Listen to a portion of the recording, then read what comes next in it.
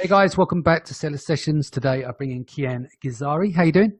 All good, Danny. All good. How are you yourself?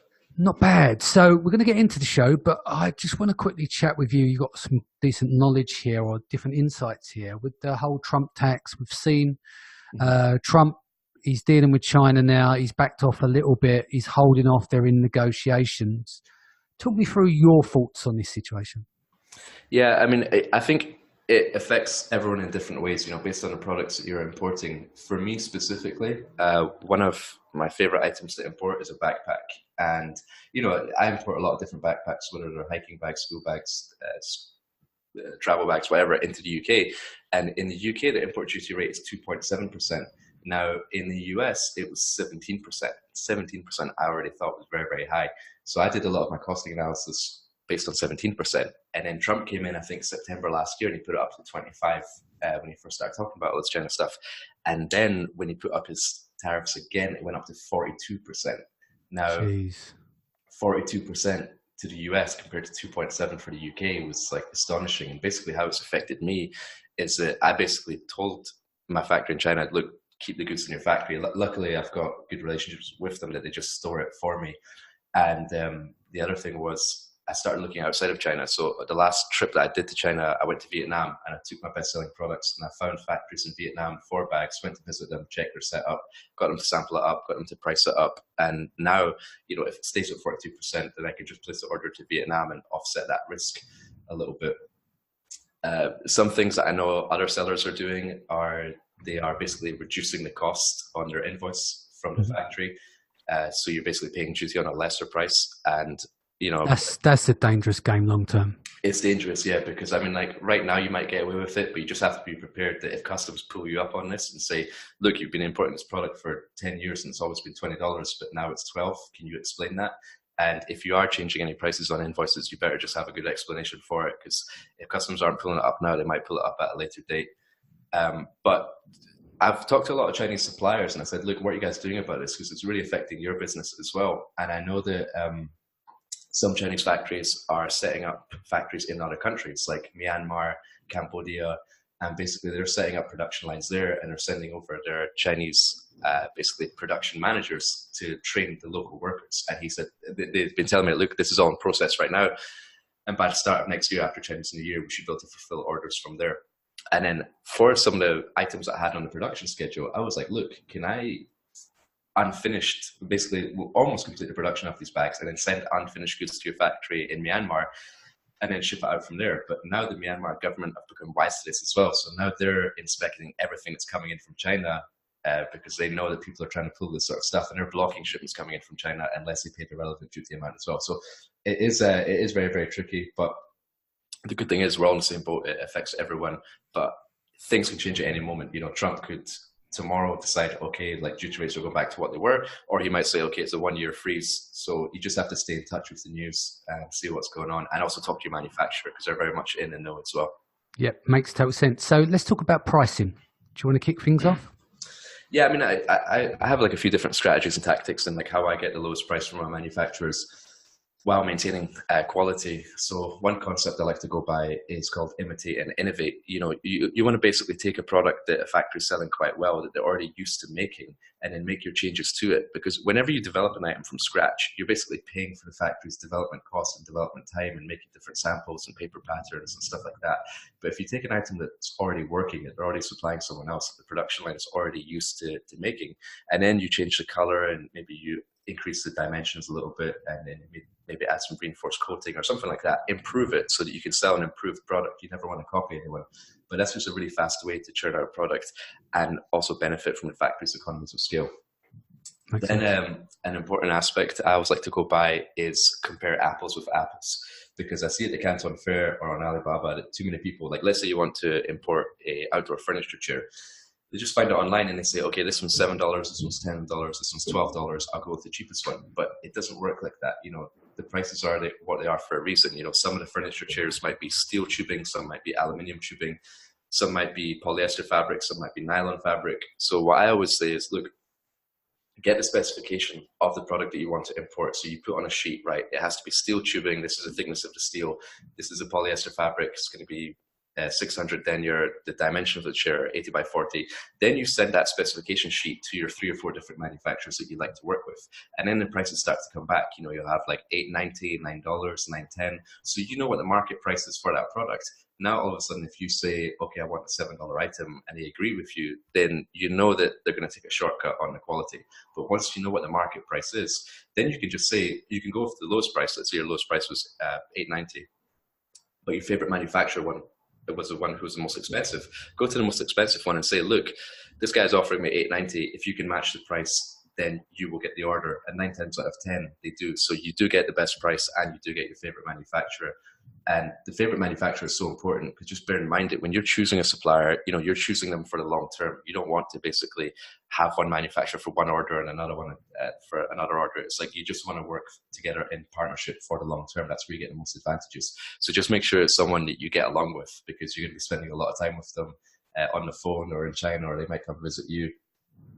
And something that I mentioned on the website was really just building that relationship through WeChat as well, because a lot of people are going to say, well, yeah, that's great, but I can't get out to China like you do. So how do I build up that relationship? Well, just use WeChat. You know, WeChat is like the Chinese WhatsApp, and that's just a way that you can communicate, share photos, speak on the phone, do face calls, get to know them through that. And then another way to get a good price as well is, you know, if you're selling internationally, make them aware of that, because if you say, look, I need the $7 price for this item, like, okay, great. But if you tell them, look, I need a $7 price because I'm selling in Germany, I'm selling in Japan, I'm selling in the USA, and then all of a sudden they're interested. They're like, oh, I've always wanted to supply the Japanese market. I've never supplied that market before. And then they're more in tune and more open with working for you if you basically express the markets that they will be sending their products into as well. Another thing I would stress is don't go too hard on price, because, you know, China will give you any price that you want.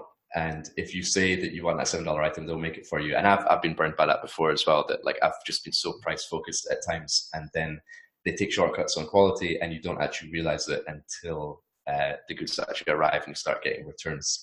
So just once you educate yourself on what the market price is, then you know the correct price that they should be offering you. Makes sense. Something else I like to do is like upsell quantity. So let's say I always ask the supplier at the price for 1,000 units, 5,000 units, and 10,000 units, even if I always wanted to order 1,000 units. But I know that 1,000 is over the MOQ. But once they give me the price for 10,000 units, I know how low they're willing to go. So what I would say is, look, I'm going to try this item for the first time. And I do envision I'll place 10,000 pieces with you over the course of a year or over the course of a quarter. But the first order just needs to be 1,000 pieces. But I need your price that you were going to give me for 10,000 pieces to support me to win this category. But by them giving you the price initially for the 10,000 pieces, you've already seen, they've shown you how low they're willing to go, because you've already met their MOQ. So that's just what I call like upsell quantity. And then explain to your suppliers like who your customers are, because our customers ask us for credit. You know, like Amazon pay you a few weeks later. If you supply a major retailer, they'll pay you 90 days later. But if you say, look, I'm going to get these very, very large orders from Walmart or from Tesco, but I need to basically finance them for 90 days. So therefore I need your support to also finance me, because then you're going to get the order. So quite often your suppliers also lend you credit as a result of like landing these big customers. Another thing you can do as well is ask your supplier what materials they're holding in stock, because quite often suppliers will be holding on to stock from previous customers which maybe cancelled an order, and they've maybe got like loads and loads of yards of fabric in stock of something they can't get rid of, and just ask them, look, what have you got in stock? And then they'll tell you, look, I'll give you half price for this material, and then just use that for your next order, and then you'll have much lower prices. And then also what we talked about in the previous episode was exchange rates as well, just monitoring that to get a lower price. But the other thing as well is that if you study where your factory is located, each province gets tax rebates from the government. Basically, on what they're exporting, they get a rebate. So if you're aware of that as well, then you don't even have to ask them, like, you know, I want a piece of that rebate, but just say, hey, look, I know you're making rebate from the government, and I know you're benefiting off the exchange rate. And then that's that. And then the best thing you can do really is visiting the factory, because that's really where the biggest relationships are made. Makes sense. And apart from price, any other important aspects to consider when dealing with these guys?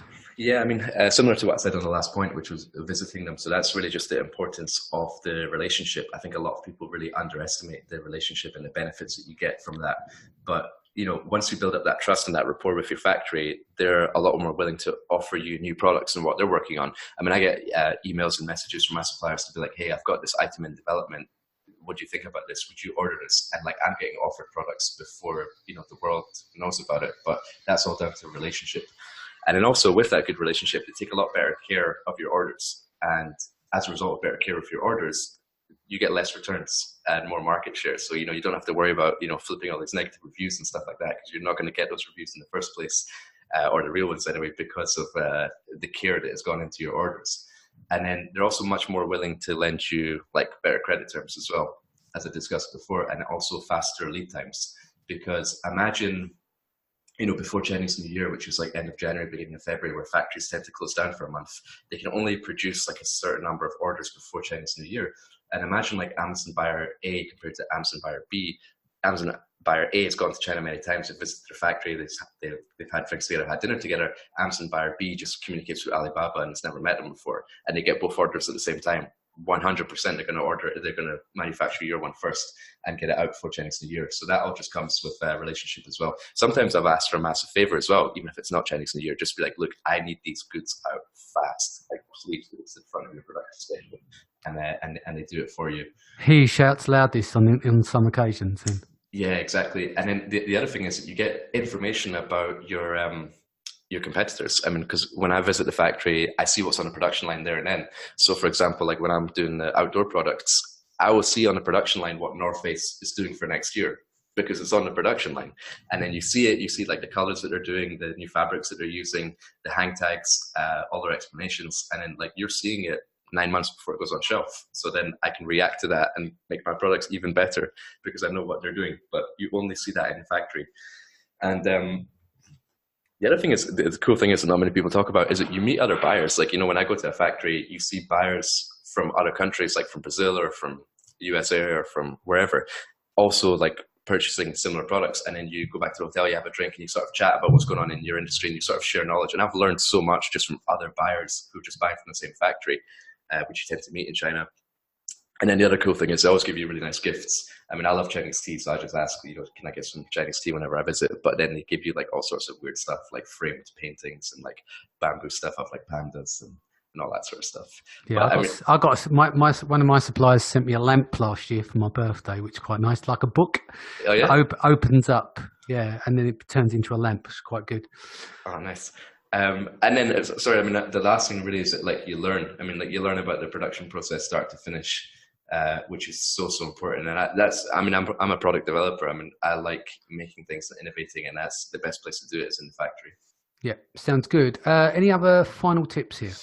Yeah, I mean, like when you go to the factory, there's certain things, because I get asked quite often, okay, cool, right, I'm going to go visit the factory, but what should I do when I get there? And I always say, look, check every single room, because factories don't do a good job of like marketing themselves and showing what they're good at. They sort of just depend on you to ask them what you want. But when you check every room, you see exactly like their capabilities. You see like if you read the outer cartons, you see like what countries they're manufacturing to, or you look at the hang tags, you can see like what brands they're making for. Because quite often it's not that they don't want to tell you, they just forget who they make for.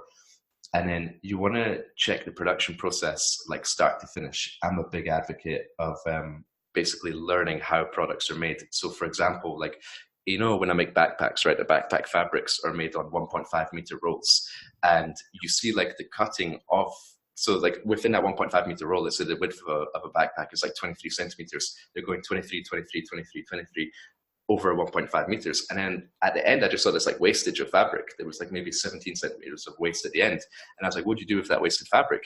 And they were like, oh, we just like throw it out because it's not needed. I was like, well, that could come in handy. And then another item that we do was like wallets, for example, using the same material from our backpacks. And I was like, well, this is how you make a wallet. I sent it to them. Essentially, it's cut and sewed, the same thing that a backpack workers need to do. Showed them how to make a wallet. And then with the wasted fabric, they made wallets for us. So like, you would have never known that, but I wasn't paying for that material. You would have never known that. You never would have seen that had you not visited the factory and asked to see the process start to finish. I think too many people visit the factory and they just go in and like tick the boxes. Okay, cool, that's a production line, that's a sewing machine. All right, cool, next room. But if you actually learn the process, then you can really benefit from it. And then on top of that as well, like as I said, I always love to make one item myself. So as I said, like my favorite item to manufacture is a backpack. And before I ever went to a backpack factory, I would just see it on a shelf as like one unit.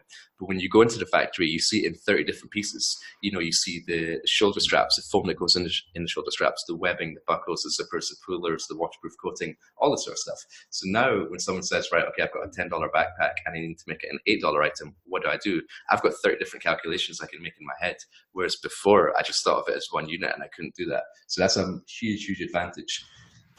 The other thing as well is just like, you know, smile at the workers, you know, be polite. It's nice to be nice because like the workers on the production line are putting so much care in your order. And then when they know that you're the brand owner of that company and you're walking along and you know, you take a photo with them. I was getting on the production line, take a photo with them, making it together. And they always makes them feel special. Yeah. Like they feel valued. Exactly. Because remember, these factories are in the middle of nowhere and they only really see foreigners like on TV. And then imagine like, you know, 6-foot white guy comes into the factory and then they're like, oh, like they're a little bit starstruck because they don't see people like that coming in. And then when you interact with them and like take photos with them, then you just always remember that. And whenever they're making your items on the production line, then, you know, they always just remember that feeling and they make it with care basically. So I feel that's very, very important. And then you always want to like take photos with the workers, the staff and the boss. And, you know, quite often the boss doesn't come down and talk specifics, but you always want to know who the boss is, because when you do have to ask for a favor, you want to just communicate directly to the boss because they're the decision maker. So if you only ever talk to the sales staff, then they're like, oh, who's that guy who asked for a favor? I don't remember him. But if you had tea with the boss, even if the boss doesn't speak any English, I'd still sit down with them, have a cup of tea, smile, take photos together. Very, very important. Then you also want to basically compliment your sales staff that you're working with in front of the boss. Because if you're like, oh, I really like Abby, she takes great care of our orders, she's always on time, her English is very good, then she feels really giddy and excited that, oh, my boss thinks I'm really good now because you just paid me a really nice compliment. Then as a result, she also takes great care of your orders. I also like to visit the raw material factories because quite often the factories are located nearby to where they get their materials from. And then if you basically visit where they get the materials from, you further understand the process and what they do to make your products. And I also like to help them improve the products because, you know, I very much value their opinion and they value my opinion on how we develop products together. But if I see an item, even if they're making for someone else, I just point it out and say, look, you could make this better if you do it this way. And they really, really respect your opinion. But just be curious, ask a ton of questions. Don't walk past the machine without understanding what it does. Test every single product in front of them. I show how rigorously I test products. So for example, the outdoor furniture chair, which I gave an example of with the price, like I was inspecting it myself in the factory and I got on this chair and I stood on it, I jumped up and down on it, and everyone's like, what on earth is this guy doing? Why is he jumping up and down on this chair? And I was like, well, these outdoor furniture chairs are used for festivals in the UK. And I showed them videos and images of festivals and how drunk people get and how they throw products around. And I'm like, look, these are the people who are going to be returning our products. So I have to use a product like they will use it. And then they're like, oh. So did you turn up loud music and get drunk and jump up and down on the chair? Did it? A little bit. No, the drinks were later on that night. But it's just so important for them to understand how the products get used because they don't know what we do with our products. So you have to educate them on that. And then, yeah, just have dinner with them, get drunk with them. And that's where the real relationship is built. Yeah, makes total sense. Do you know what I love about this podcast? A lot of people, when I travel, when I bump into people, they hear my voice, but they're used to hearing me a bit faster because if people are in the gym or they're taking their dogs for a walk, etc., on the podcast, they put it up at 1.5 speed. Mm-hmm. But the speed of which you deliver information, I challenge anyone out there to put it on 1.5. They're either going to have to listen to this podcast on normal speed or slow it down if they've got that mechanism on their device. But no, it's funny you say that because I always get excited when I speak and I just go really fast. And yeah. I've been told at events when I speak on stage to slow down. But yeah, no, that. I mean, at events we don't have variable speed, but with the podcast and different devices, you have got variable speed. But it'd be interesting if anyone could listen to you at 1.5 and keep up with it. But cool. Well, look, let's leave that there. What's the best? What you got coming up first, and then we can say best way of reaching you. Yeah, so coming up, I've got Kevin King's event in Austin, Texas, which will be fun, an event for Amazon beginners. After that, we'll be together in Global Sources in Hong Kong, Michael's event, and also China Magic with Athena Severi and Dan Ashburn. That's an awesome event as well, 12-day event in China. ChinaMagicTrip.com for anyone who's interested. We have a lot of fun there and source great products. Cool. And I understand you've launched a new group, is that right? Yeah, so on Facebook, actually, today I've just got a group called Sourcing with Kian.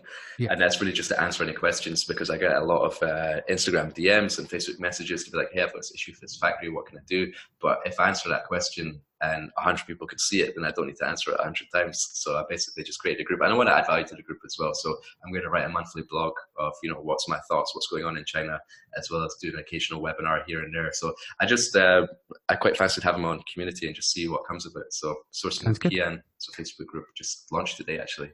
Excellent. Sounds good. Guys, thanks for joining us, Kian. Thank you for joining us. I'm sure we'll get you back again very soon. If this is your first time, don't forget to hit the subscribe button, and I'll see you again in the next few days. Take care.